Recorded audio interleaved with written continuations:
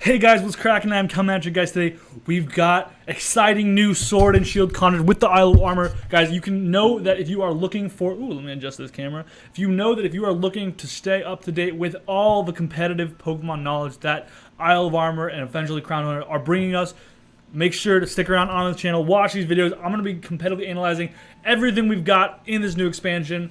So I'm really excited about it, guys. So today is the day the expansions drop, and so I'm going to be taking a look right now at the currently released moves that you can do and what their competitive viability might be. So these are the moves that are currently on, that have currently been released as far as I can tell, that people have found and gotten the stuff from the tutors right now, I believe. Now there are definitely some moves that aren't here yet. I think Slowbro's signature move, for example, is one that's not.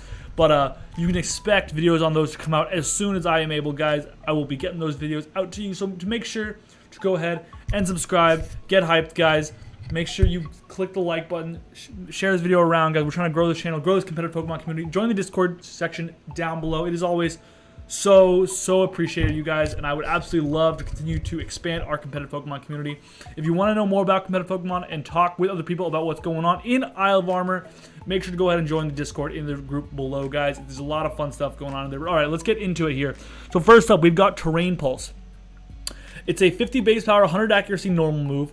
The user utilizes the power of the terrain to attack. This move's type and power changes depending on the terrain when it's used.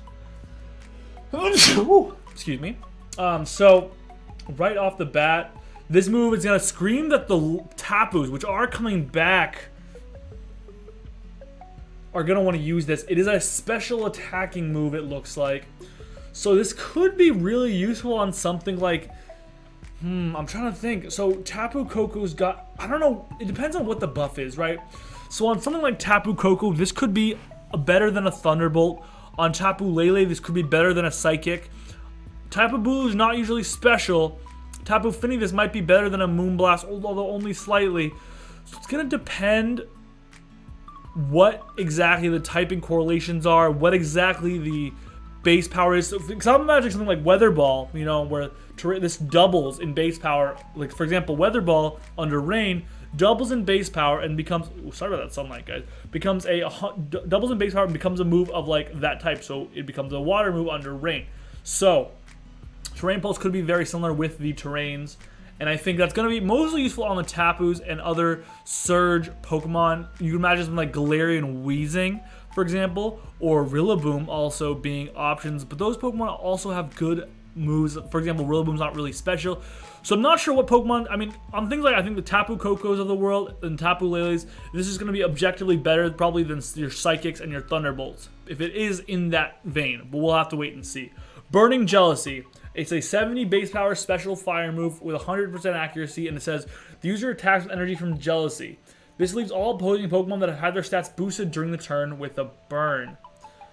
I'll be honest with you guys, I don't see this move being better than Flamethrower. I guess if you're expecting your opponent to click a Swords Dance, this move is, in that situation, strictly better than Flamethrower, right? Because obviously you're giving up a little bit of power, but the fact that you can guarantee a burn on turns where your opponent has set up, it could be useful. It also says all opposing Pokemon, so you assume this can hit multiple targets. So in a doubles format where you're fearing an opposing Pokemon combination setup type thing, this could be useful to burn those Pokemon. But I think overall, my guess is that it's not that significantly impactful over a move like Flamethrower.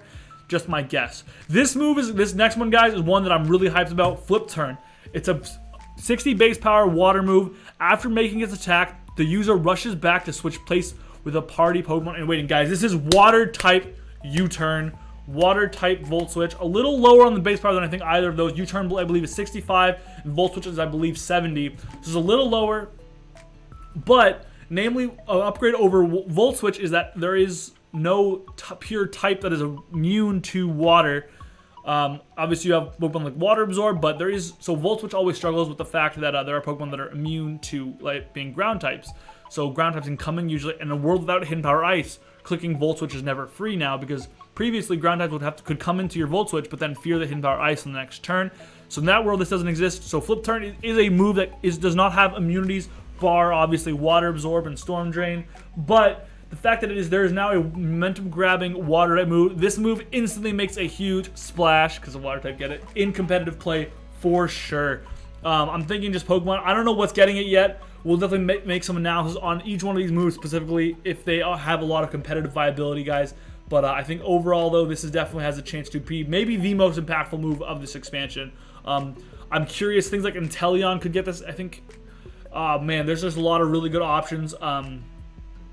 Just the fact that, you know, you can grab that momentum is all. We've seen moves like U-turn and Volt Switch single-handedly propel Pokemon into great viability, and that could be it, okay?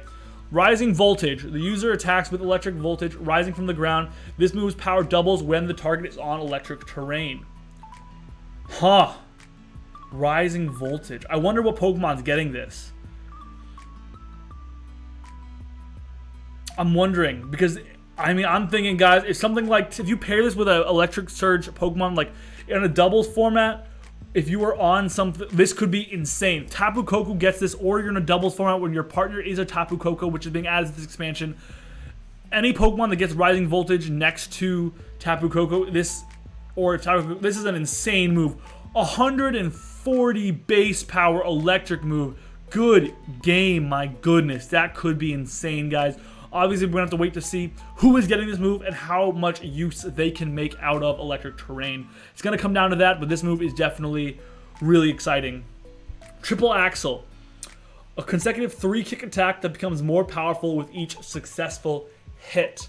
Okay, interesting. So, it's like a 3-hit move. Okay, we've seen moves like these multi-hit moves, obviously, in the past. It's an Ice-type move, which is very interesting. I'm curious what's getting this. That's pretty cool.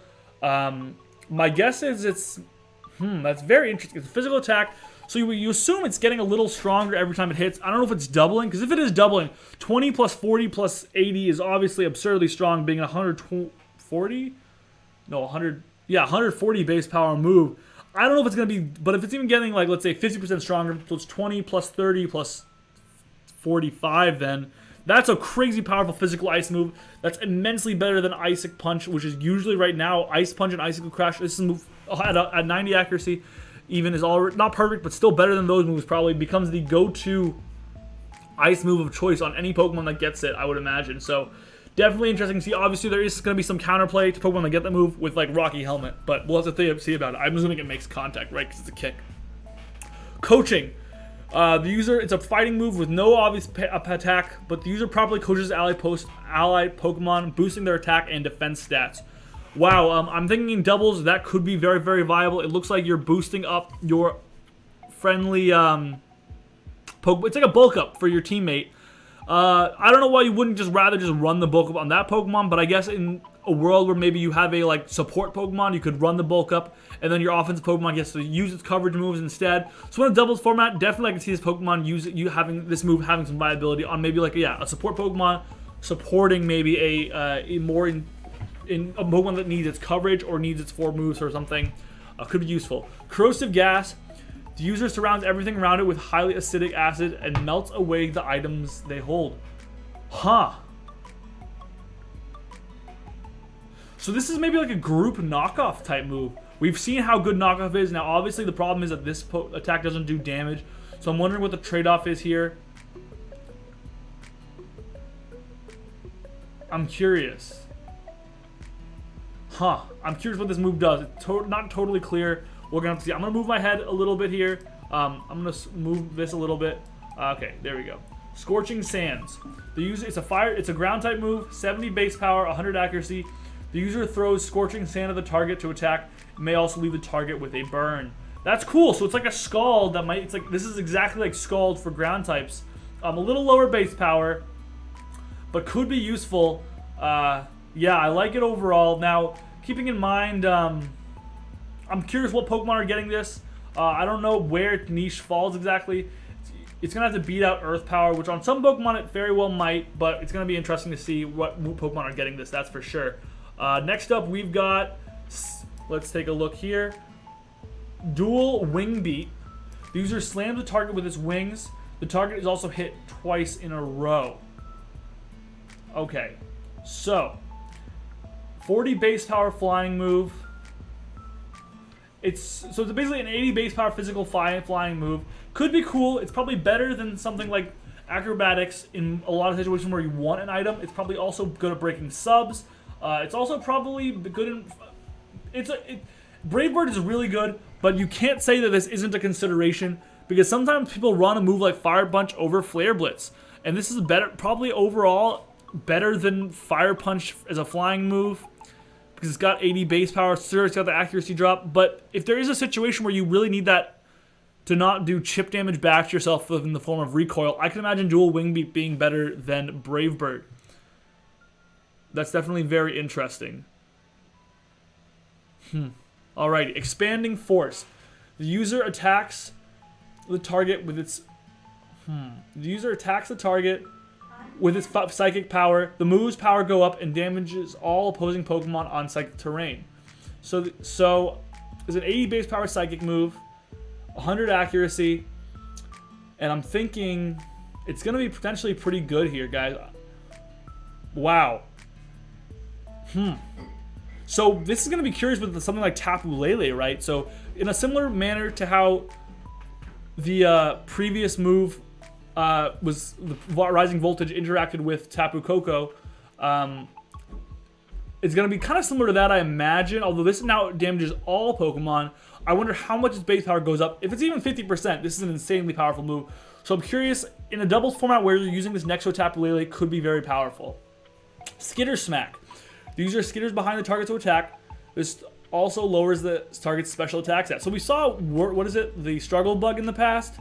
Seems a little bit like that, but a physical attacking version of that. Now, that's not a move that ever saw a lot of competitive usage. I can't imagine this is going to see a lot of it either, to be honest. So, I don't know if we'll see. We'll have to wait and see. Meteor Beam.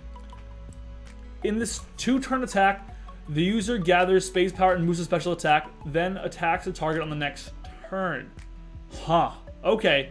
So we've seen 2-turn attacks be met with like good and bad stuff in the past, right? So usually when you use a power herb, that's when these moves have been ever useful in the past. The fact that you're boosting your special attack stat for a turn is pretty cool. Obviously going to depend a lot on the Pokemon that's getting it, but definitely could be powerful. Yeah. I'm thinking, in my mind, I'm just imagining that this is a move that you can hit really hard out of a wall breaker. It's interesting that it's a special rock move. The only one of those we really have that's has any competitive viability is Power Gem. I don't think this is going to necessarily beat out Power Gem 10 times out of 10, but on a Power Herb set, you might want to consider it for sure. Poltergeist. The user attacks a target by controlling the target's item. The move fails if the target doesn't have an item. Wow, that is so interesting. I wonder... So almost all Pokemon in competitive play have an item. This is an 110 base power physical attack. That could be crazy, man, depending on what's getting it. I'm wondering if you're also utilizing the item to, like, let's say they're using a Choice Band, is what comes to mind, and you use this, do you get the effect of their Choice Band as well?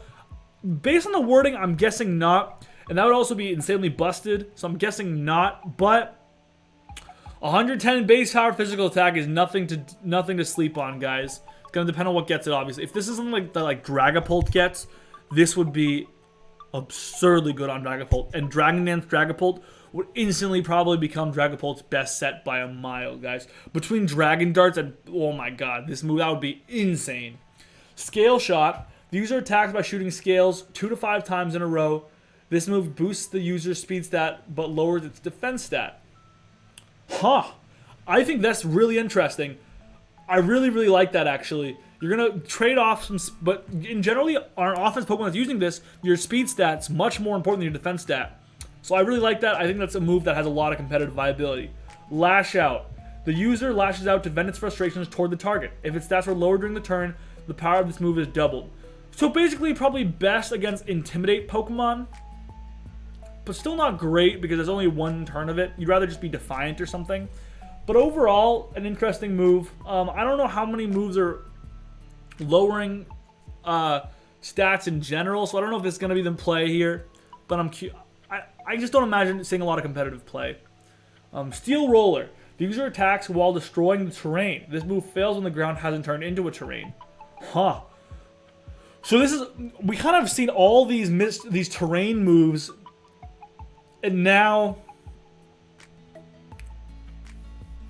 Wow, okay. So we've seen all these terrain moves, and now we see one that destroys it. Speaking of which, actually one I forgot to mention, I think I skipped it. Grassy Glide, priority, 70 base power grass move that always goes first on grassy terrain. I wonder if that's the signature move of the new mythic Pokemon. I'm guessing it is. Either way, really interesting. I think that could be pretty cool. And just 70 base power priority move is insane. Coming off grassy terrain, so it's only going to be priority under grassy terrain, and under grassy terrain is also going to receive that 30% attack boost.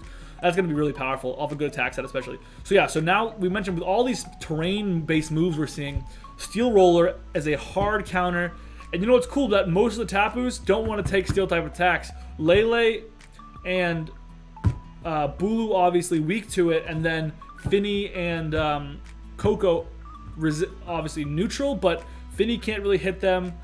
Yeah, so this is just a move to absolutely annihilate all these terrain setters. Finally, the last one we've got here is Misty Explosion. The user attacks everything around it and faints upon using this move. And this move's power is increased on Misty Terrain. What? So this is Explosion, but Fairy type. To be fair, Explosion has seen competitive usage. Can't say it hasn't. Depending on how powerful this gets, if it doubles in base power and is a Fairy type move, could be interesting. I don't know if it's going to be that good. Usually you don't want to just faint, but I guess on a potential Scarfer, where you're just coming in, you've done what you got to do in the battle, and now it's time to just nuke yourself. I guess in that world, it's probably pretty decent, guys. Well, anyways, guys, that's all the moves that I was able to find so far. Stay tuned because we're going to keep pumping out this Sword and Shield content, Pokemon Isle of Armor content. Let me know what you guys think. Let me know what you guys think about these moves. Is there a move that you think I either slept on or I overrated? What Pokemon you think what Pokemon are getting them? If you already know, could be really helpful to know. And what Pokemon you think will be able to use them to the fullest effect, guys. Until next time, stay tuned, and I will see you guys later. Krakenation out.